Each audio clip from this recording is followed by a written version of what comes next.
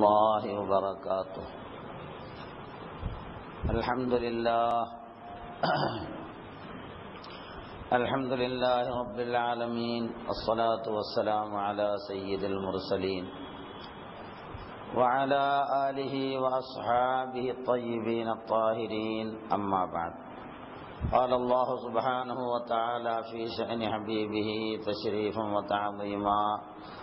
أعوذ بالله من الشيطان الرجيم، بسم الله الرحمن الرحيم. إن الله وملائكته يصلون على النبي يا أيها الذين آمنوا صلوا عليه وسلموا تسليما. اللهم صل على سيدنا وشفيعنا ومولانا محمد وعلى آل وأصحاب سيدنا ومولانا محمد وبارك وسلم. اللهم صل على سيدنا وشفيعنا ومولانا محمد وعلى آل وأصحاب سيدنا ومولانا محمد عدد كل ذرة 100,000 مرة. اللهم صل على سيدنا وشفيعنا ومولانا محمد وعلى آل وأصحاب سيدنا ومولانا محمد النبي الأمي الذي قرنت البركة بذاته ومحياه وتعطرت العوالم بطيب ذكره ورياه. إن نريد إلا الإصلاح ما استطعت وما توفيقي إلا بالله، عليه توكلت وإليه أنيب. رب اشرح لي صدري ويسر لي أمري واحلل عقدة من لساني يفقه قولي. والله يقول الحق وهو يهدي السبيل. بزرگوں اور دوستو، پروردگار عالم کا بے انتہا فضل اور اس کا احسان اور کرم ہے کہ اس نے ہمیں سرکار دو جہاں حضور اکرم صلی اللہ علیہ وسلم کی امت بابرکت میں پیدا فرمایا، اور اس عظیم امت میں پیدا ہونے کا ہمیں فخر عطا فرمایا، الحمدللہ. اور اللہ تعالیٰ نے ہم پر مزید احسان یہ فرمایا. آج سرکار ہی کے طفیل میں شب برات کے حسین موقع پر متبرک اوقات میں اللہ کے گھر میں اللہ کی یاد میں کچھ اپنے ایمان کی تجدید کرنے، شعبان مبارک کے 15ویں شب کی فضیلتوں کو سمجھ کر سمجھ کر اللہ تعالیٰ کی کچھ عبادات کرنے، اللہ تعالیٰ کو منانے کے لیے ہم سب کو یہاں جمع فرمایا، الحمدللہ. بڑے ہی کامیاب اور خوش نصیب ہیں وہ حضرات جو ایمان و اخلاص کے ساتھ اللہ کی اطاعت اور عبادت میں اپنے کو مصروف رکھتے ہیں. آج کی متبرک رات میں بہت سے لوگ بلکہ تمام ہی مسلمان جاگتے ہیں. جاگنا ایک رسم بن گیا ہے، جاگنے کی رات ہے، چلو جاگنا ہے. اب مختلف طریقوں کے ساتھ جاگتے ہیں جاگنے والے، کوئی بازار میں، ہوٹلوں میں، یہاں وہاں سڑکوں پر گاڑیاں بھگاتے ہوئے مختلف انداز میں لوگ جاگتے ہیں. لیکن ان تمام میں کامیاب اور خوش نصیب ہیں وہ جن کا ایک ایک لمحہ اللہ کی اطاعت میں، اللہ کی خوشنودی میں گزرتی ہے. اس لیے جب اللہ نے ہم کو اس رات سے نوازا ہے، صحت اور عافیت کے ساتھ ہم سب کو آج زندہ رکھا ہے اور یہ سعادت بخشی ہے کہ اللہ کے گھر میں جمع ہوں.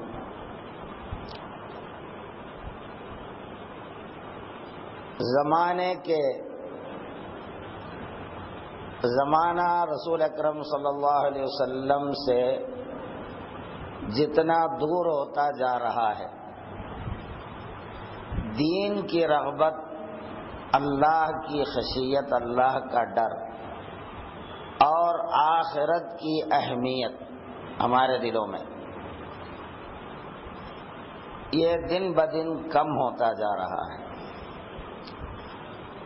یوں تو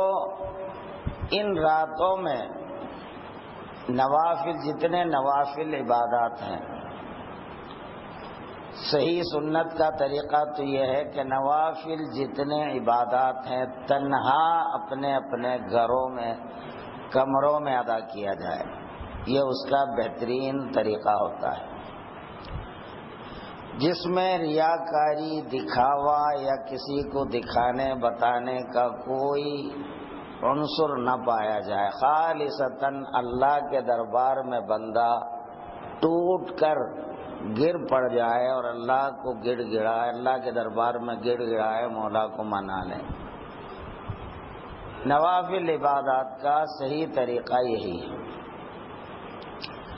زمانہ چونکہ ایمانیات سے دور ہو رہا ہے، دین سے بیزاری، آخرت کی اہمیت دلوں میں گھٹ گئی ہے، اللہ والوں نے دیکھا کہ اگر لوگوں کو اسی کیفیت پر چھوڑ دیتے ہیں تو کوئی بھی نہ جاگیں گے، نہ کوئی عبادت کرنے والے رہیں گے۔ جاگنے کے نام پر اگر جاگ بھی لیے تو عبادات میں وقت نہیں گزارتے، فضولیات میں وقت خراب کر کے یا تو سو جاتے یا پھر غیر ضروری گناہوں میں، غیبت، نمیمت، ایک دوسرے کی آپس میں مل بیٹھ کے کہیں بھی منتہا مار کے وقت برباد کر دیں گے۔ اللہ والوں نے جب یہ قوم کی کیفیت کو دیکھا تو اللہ والوں نے یہ طریقہ ایجاد کیا کہ ان متبرک راتوں میں مسجدوں میں ایک اہتمام، سب ایمان والے جمع ہوں، اس رات کی کچھ فضیلتیں سن لیں اور اللہ تعالی کی خشیت کے تعلق سے، آخرت کے تعلق سے، اپنے ایمان کے تعلق سے کچھ نصیحتیں سن کر ایمان میں کچھ حرارت اور گرمی پیدا کیا جائے، تاکہ مابقی رات جو بھی ملتا ہے وہ اللہ کی عبادت میں اخلاص کے ساتھ، اللہ کی عبادت میں، توبہ میں، استغفار میں، اللہ کو منانے میں صحیح معنوں میں گزار سکیں۔ اس لیے یہ طریقہ اللہ والوں نے ایجاد کیا ہے۔ اب یہ جو یاسین شریف جو پڑھی گئی، اس کا بھی صحیح طریقہ بعد مغرب کے ہر آدمی اپنے گھر میں یہ عمل کرنا ہے، مسجد میں پڑھنے کا نہیں ہے۔ یہ یوں تو اب مجبوری یہ ہے کہ بہت سے لوگوں کو قرآن پڑھنا نہیں آتا، تو اب ان لوگوں کی رعایت کرتے ہوئے بزرگان دین نماز مغرب کے بعد، اب یہاں تو عشاء کے بعد پڑھا جا رہا ہے یہ کچھ مساجد میں، بہت سے مساجد میں تو مغرب کے بعد ہی اہتمام ہوتا ہے۔ بہرحال یہ اہتمام کرنے کا مقصد صرف یہ ہے کہ جن کو قرآن پڑھنا نہیں آتا وہ لوگ محروم نہ رہیں۔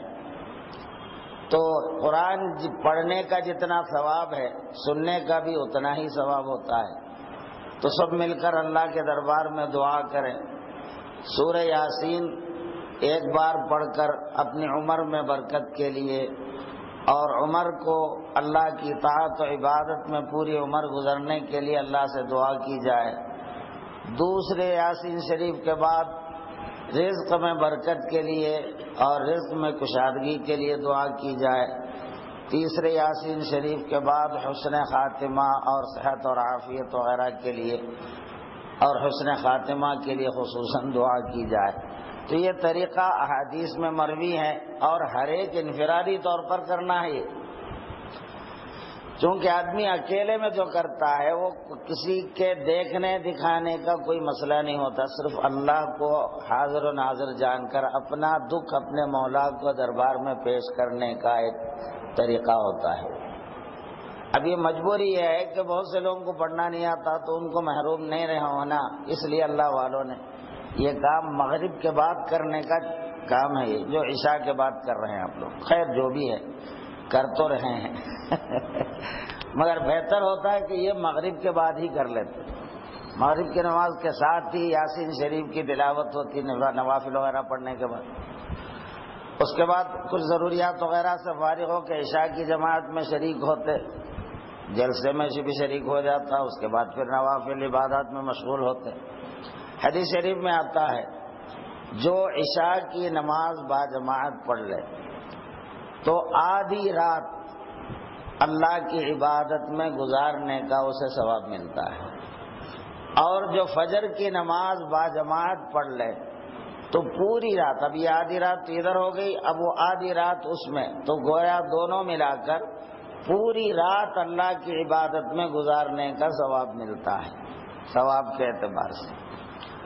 تو دونوں نمازیں باجماعت ادا کرنے میں یہ ثواب ہے۔ اور پھر جاگ کر جو ہم عبادت کرتے ہیں وہ تو سونے پر سہاگا ہی ہوا اور بہت بہتر ہوا، چونکہ ایسے راتیں تو بہت کم ہوتے ہیں۔ حدیث شریف میں آتا ہے ذی الحجہ کے 8ویں شب اور 9ویں کی شب اور بقرعید کی شب اور عید الفطر کی شب یعنی رمضان کی عید کی شب اور 15ویں شعبان کی شب، یہ 5 راتیں جس نے جاگ کر اللہ کی عبادت میں گزار دی گویا وہ جنتی ہے۔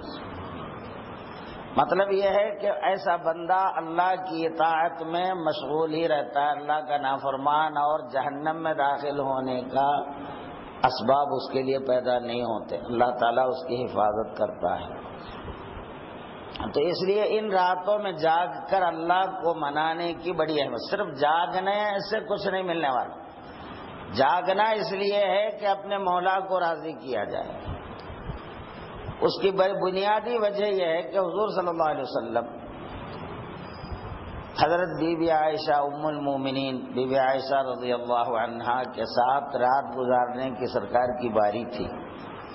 رات کا کچھ حصہ گزرنے کے بعد بستر پر حضور کو نہیں پائے ام المومنین، جب رات میں جاگے تو بستر پر سرکار موجود نہیں تھے، تو آپ کے ذہن میں خیال ہوا کہ کہیں سرکار دوسرے بیویوں کے پاس تو نہیں چلے گئے۔ گھبرا کے اٹھ کے باہر نکل پڑی تلاش میں، تو سرکار کو دیکھا کہ جنت البقیع جو مسلمانوں کا قبرستان ہے مدینہ مسجد نبوی سے بالکل ہی قریب، سرکار وہاں کھڑے ہیں دعاؤں میں مصروف ہیں۔ تو بی بی عائشہ کو باہر نکلتے دیکھ کر سرکار نے ان کو بلایا، آواز دی کہ عائشہ کیا تم سمجھتی ہو کہ اللہ اس کے رسول تمہارے ساتھ ناانصافی کریں گے؟ تو ام المومنین نے کہا ہاں یا رسول اللہ میں تو ایسے ہی سوچ لی کہ آپ کہیں دوسری بیویوں کے پاس تو نہیں چلے گئے۔ اے عائشہ کیا تم جانتی ہو کہ آج کی رات کیا ہوتا ہے؟ تو ام المومنین نے کہا کہ یا رسول اللہ آج کی رات کیا ہوتا ہے؟ تو فرمایا آج کی رات اللہ تعالیٰ میری امت کے اتنے زیادہ افراد کو جہنم سے چھٹکارا عطا کرتا ہے جتنی کہ قبیلے کلب کے بکریوں کے بالوں سے بھی زیادہ۔ مدینہ منورہ میں وہ اطراف میں بنی کلب ایک ایسا قبیلہ ہے جو بہت زیادہ بکریاں، جنگل کا جنگل بکریوں سے ان کی بھری ہوئی، تو ان کے بکریوں کی بالوں کی تعداد سے بھی زیادہ اس رات میں میرے امتی بخش دیے جاتے ہیں۔ تو حضور اکرم صلی اللہ علیہ وسلم قبرستان میں کھڑے ہو کر سارے مسلمانوں کے لیے،